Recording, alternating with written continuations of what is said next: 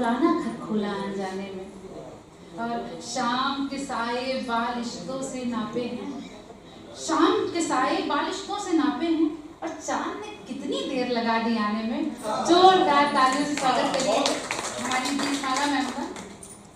स्वागत है। और आप सभी का मैं प्रणाम करती हूँ, दिल से प्रणाम करती हूँ। कानपुर में विश्वविद्यालय में पुस्तकालय सूचना विज्ञान की शिक्षिका हूँ, छोटी सी शिक्षिका हूँ। सबसे पहले मैं माँ सरस्वती को चार पंक्तियाँ ज्ञान के भंडार से कुछ दान दे माँ सरस्वती, इस संकोचशील हृदय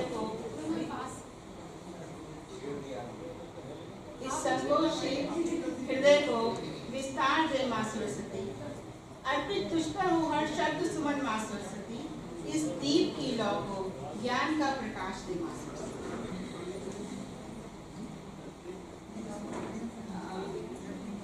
महाभारत में दो चरित्र हैं, एक अर्जुन और एक भीष्म पितामह। दोनों के रिलेशन ने मुझे कुछ लिखने के लिए प्रेरित किया और उसी को लिखा है मैंने, जो आपको समर्पित है। महाभारत एक अमर कथा जिसमें वर्णित अर्जुन भीष्म पितामह वह था। बीता बचपन बाल अर्जुन का जिनकी गोद की छाया में, पाया निर्मल स्नेह जिनकी निर्मल ज्योति में, गया बालपन आया कैशोर कर्तव्य प्रति का निभाया, गुरुकुल भेज द्रोण के धनुर्विद्या में निपुण बनाया, हुआ शेष धनुर्धर कुल कीर्ति को उज्जवल बनाया, स्वयं धनी थे धनुर्विद्या के वैसा ही पौत्र को पाया। विनयशील का प्रतिबंब अर्जुन था प्रस्तुत करने को प्रणाम, उठे हाथ शक्षक हाथ ऋषियों के वाणी में परम स्नेह दी। फिर भड़क उड़ी देवचाग्नि दुर्योधन की, लाक्षाग्रह था लक्ष्य बना कपटी शकुनी की चालों पर। लाक्षाग्रह था भस्म हुआ पितामह ने पाया, निधन समाचार प्रिय पांडु पुत्रों का। कोई शोक मन दुख के था सागर में, हाय विधाता तूने यह क्या कर डाला। हृदय विदीर्ण हुआ वाणी प्रकंपित हो चली, किया बन स्वयं को सूनेपन के कारागार में। नियति ने पलटी खाई आधार बना विदुर का नीति ज्ञान, हुआ द्रौपदी स्वयंवर पांडव प्रस्तुत वेश में। कठिन लक्ष्य भेदन कर पाया अर्जुन ने द्रौपदी को, दिए धृतराष्ट्र ने आदेश ससम्मान उनको बुलाने की। आए पांडव हस्तिनापुर गए पितामह स्वागत हेतु, दिया पांडवों को आशीष हर्ष से विभोर होकर। बोले अर्जुन से श्वेत वस्त्रधारी पितामह प्रेम से, गले नहीं मिलोगे बस अपने इस तात से। दिया उत्तर अर्जुन ने निर्मल हृदय से, पितामह मेरे वस्त्र धूल से अटे हुए, होंगे मलिन आपके ध्वल वस्त्र खिले हुए। इन्हीं धूल ग्रसित वस्त्रों की सदा प्रतीक्षा है, योग्य अच्युतिक वाणी से परस्पर गले मिले ऐसे, जैसे खोकर नव जीवन पाया हो। जीवन फिर बहने लगा समय की लहरों पर, युवराज पद लेकर छेड़ना चाहता था संग्राम। फिर खड़ा हुआ निर्णय बड़ी हस्तिनापुर धरती माँ।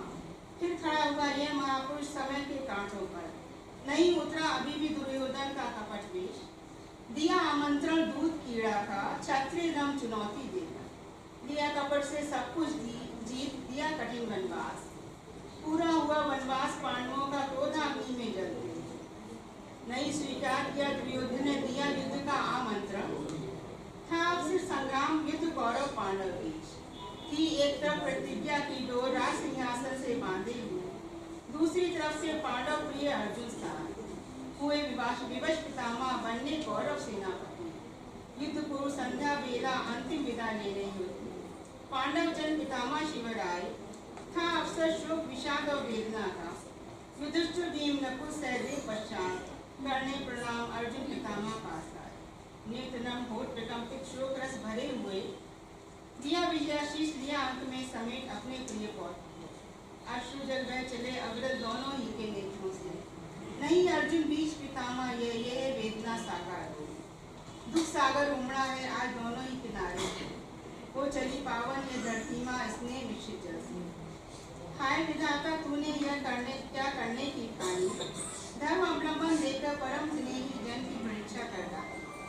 प्रातः शब्द निदास सुन उमड़ पड़ी कौरव पांडव सेना, हुआ भीषण संग्राम कुरुक्षेत्र की छाती पर। पड़ना भारी हुआ गंगा पुत्र के बाणों से, घबरा कर बोले युधिष्ठिर कर जोर भीष्म से, यह धर्म युद्ध है, विजय कैसे संभव है, इच्छा मृत्यु आदि।